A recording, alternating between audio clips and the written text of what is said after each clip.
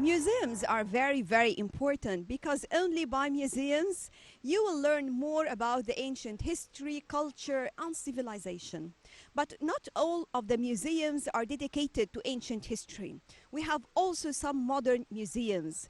These museums will tell us more about prominent Egyptian figures. Like, for example, today, we will bring you more about one of the most famous museums here in Cairo. And this museum is dedicated to one of the most famous Egyptian singers, Kulthum. Well, actually, this museum is biographical museum. We'll learn more about Kulthum and more about her belongings. Being in the museum, don't miss some other close sites to visit, like, for example, the Nilometer. Well, over there also you will learn more about how they used to measure the level of the Nile during the past times. Well, of course, this is very, very interesting to learn all about this in one area. Let's find out together more about it on our backpack today.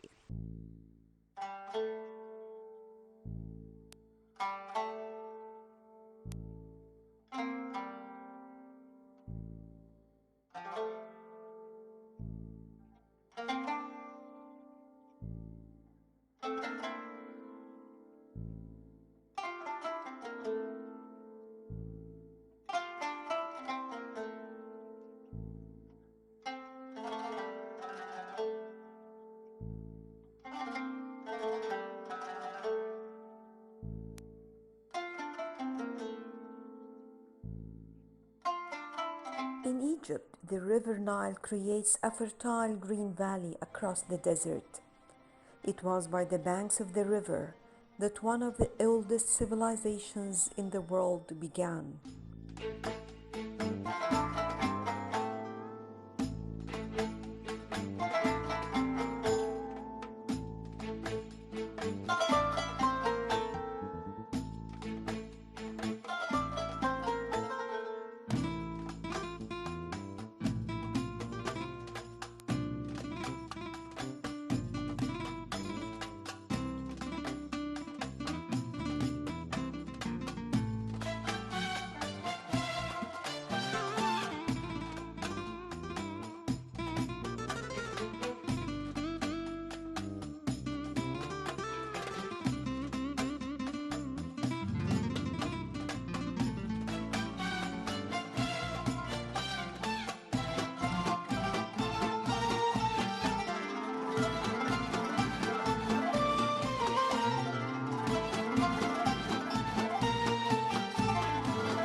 The ancient Egyptians lived and farmed along the Nile, using the soil to produce food for themselves and their animals.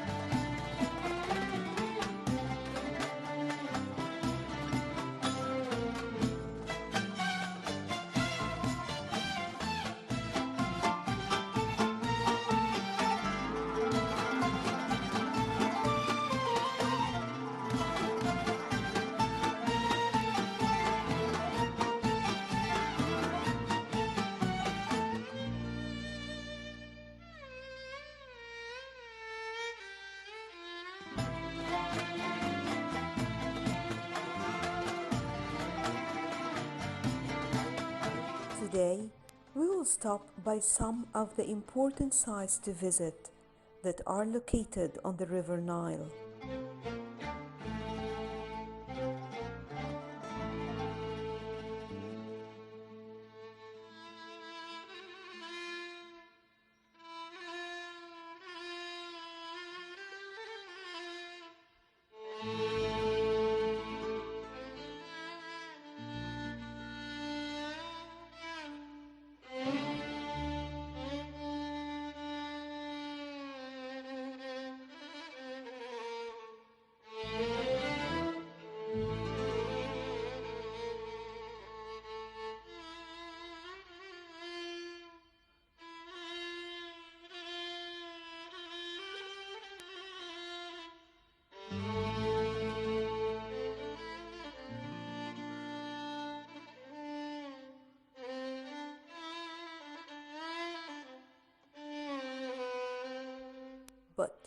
First of all, what do you know about the Nilometer? The Nilometer in modern Cairo on the southern tip of Rauda Island facing El Fustat to the east is a unique historical site often overlooked by visitors to Cairo.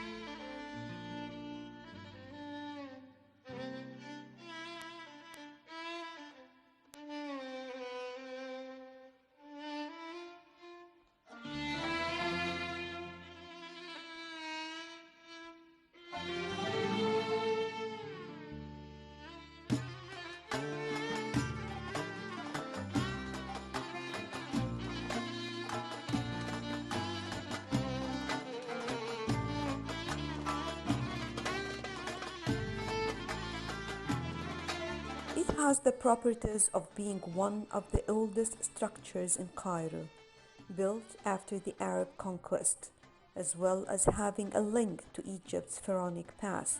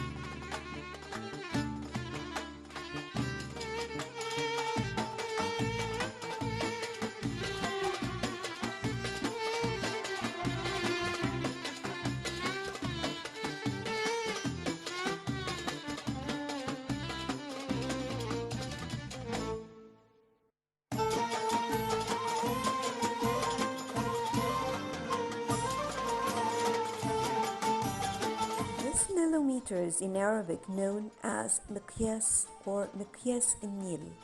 It was used to measure the flood levels of the Nile River and is a heritage of Egypt's distant past, when such structures dotted the course of Egypt's Grand River.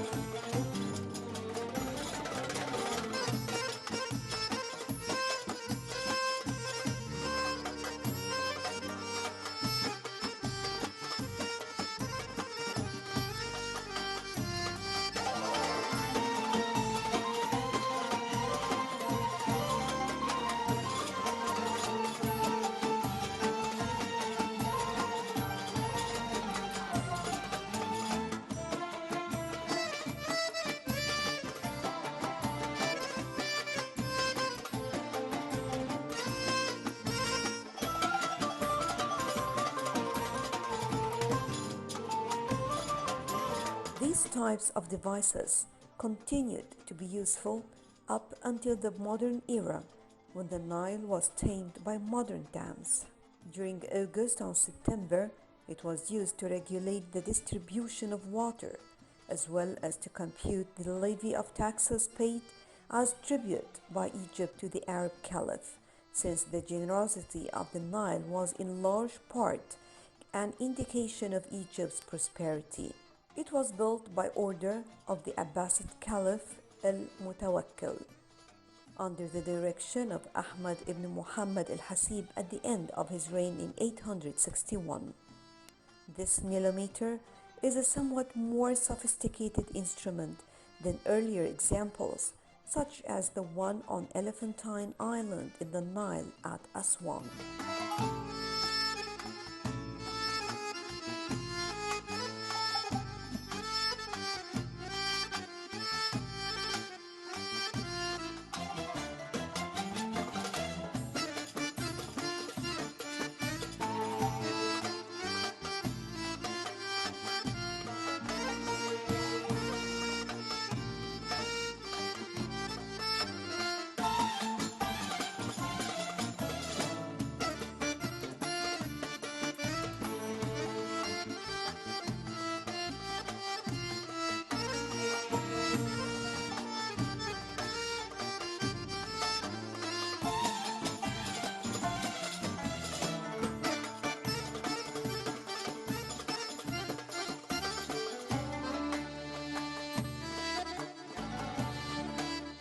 consists of a pit that extends well below the level of the Nile, that in turn connects with the Nile through tunnels dug on 3 levels on its eastern side.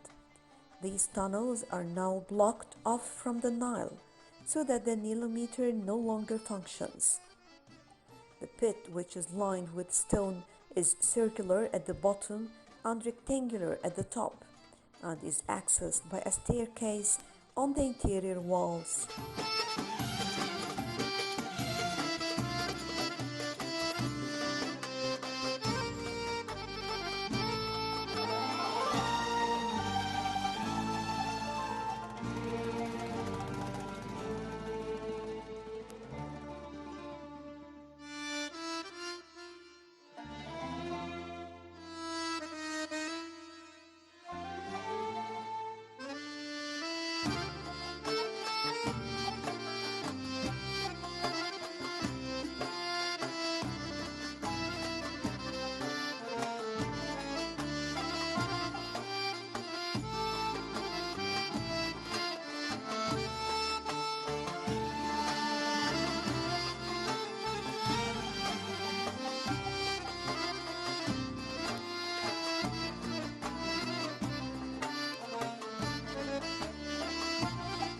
Its walls have 4 recesses with pointed arches and small, relatively thin columns to either side, adorned with 2 types of zigzag framing decorations carved on its stone voussoirs.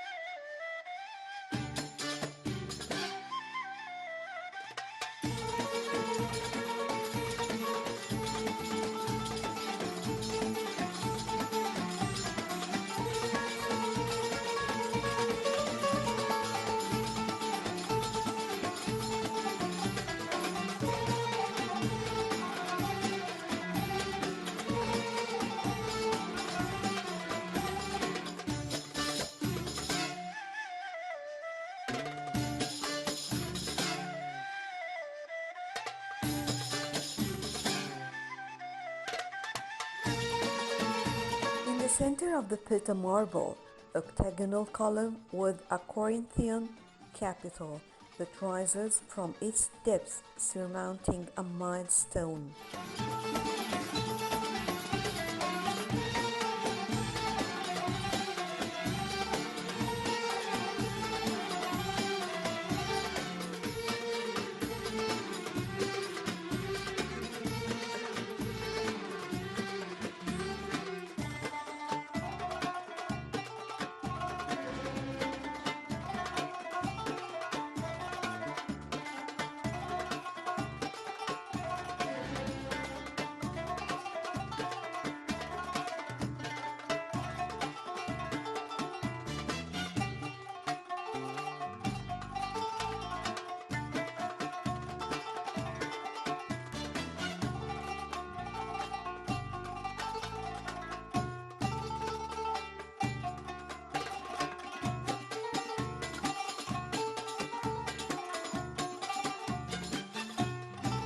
At the top, there is a wooden beam spanning the Nilometer to measure the Nile flood. This column is graded and divided into 19 cubits. A cubit is slightly more than half a meter, and hence it was capable of measuring floods up to about 9.2 meters.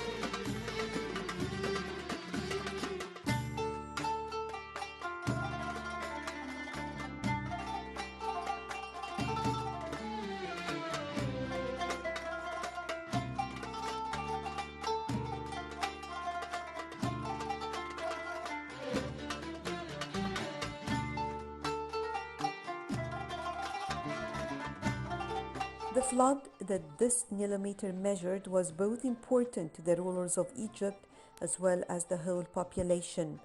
An ideal flood filled the Nilometer up to the 16th mark, and less than this could mean drought and famine.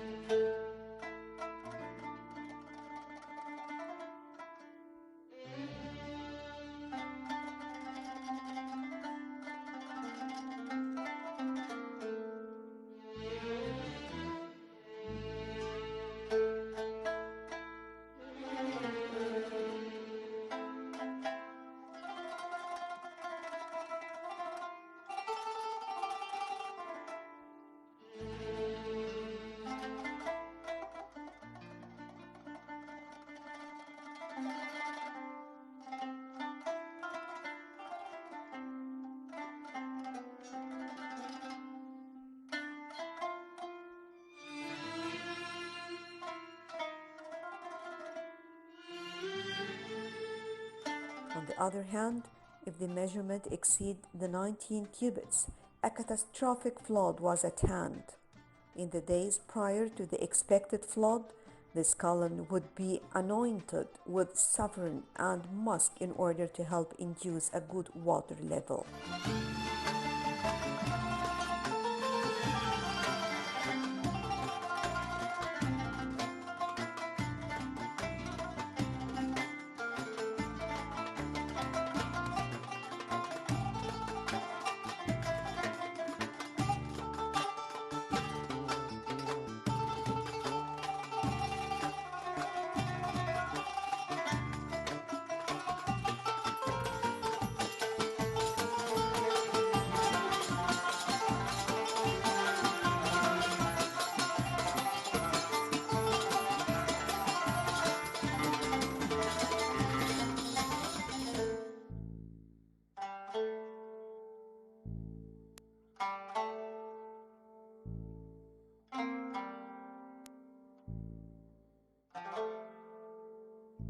At least it shows how people in the past used to live and manage their daily life and calculate days of floods. But the most important thing about these people is that they were very organized, always have alternatives, and ready for any natural disaster, which sometimes some people lack today with all the available technologies.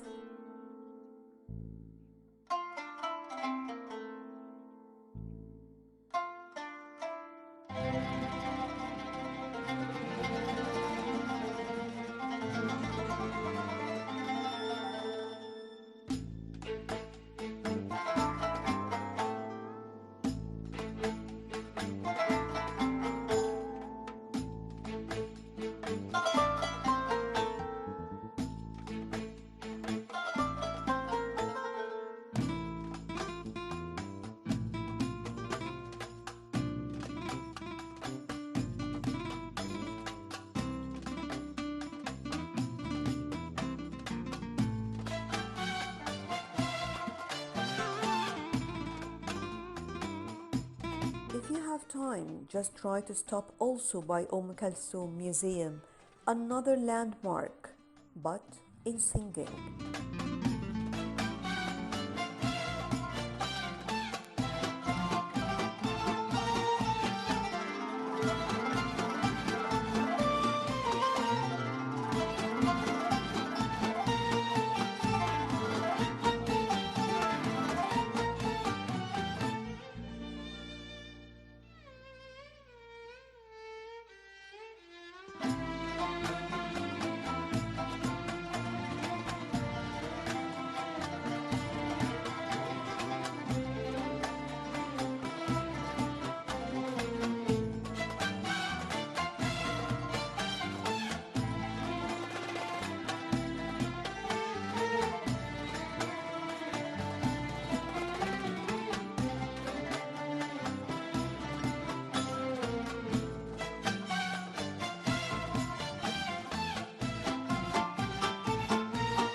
The museum is next to the Nilometer on Rhode Island. Kulthum occupies an undisputedly unique position in Oriental songs.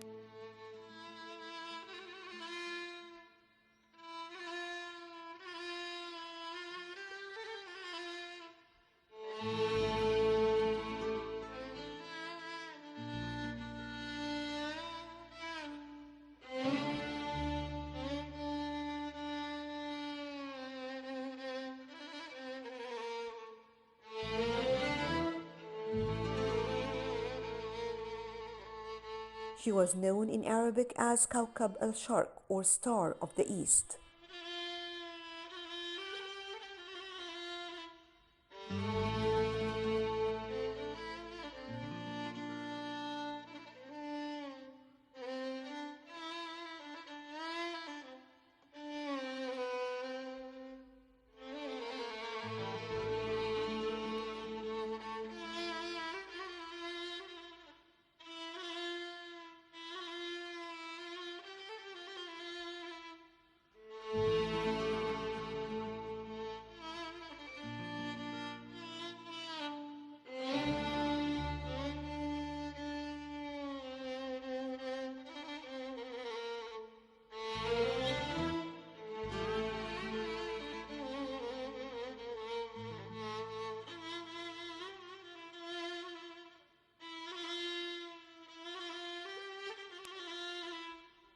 For she was the most powerful symbol in the Middle East. She was also called El-Sit, for she was seen as the lady.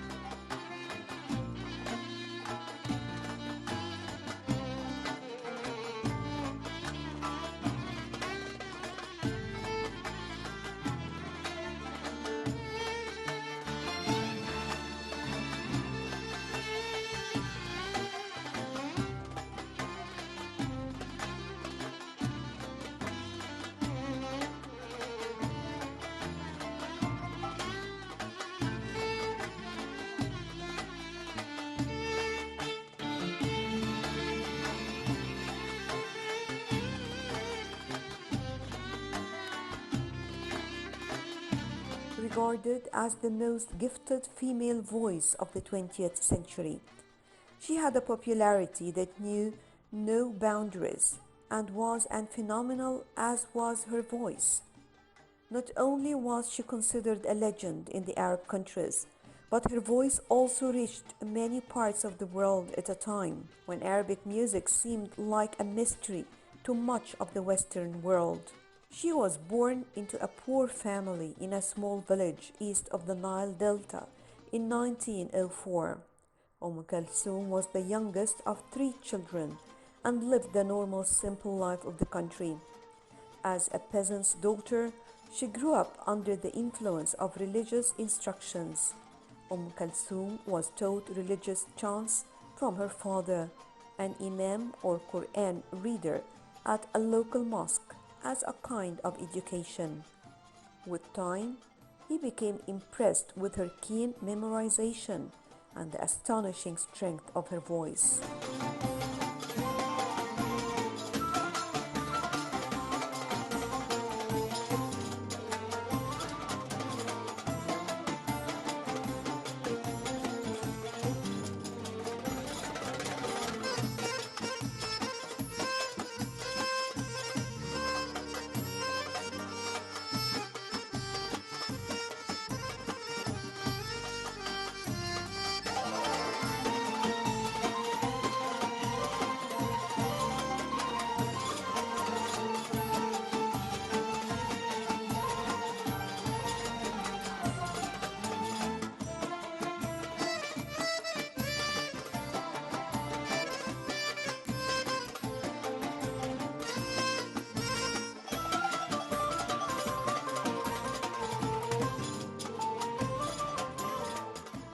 And with this, we come to the end of our backpack for today. Thank you all for joining us. We'll be back again with more about Egypt. And we always say consider Backpack as your tour guide to Egypt to find out more about the famous sites and the important places to visit during your vacation in Egypt.